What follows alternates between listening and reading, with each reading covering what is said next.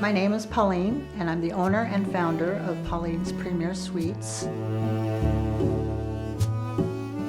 Started out with one recipe from my mother. I made it for gifts. People started saying they wanted more, and that's how it got started. My mom was so giving, and she inspired me a lot.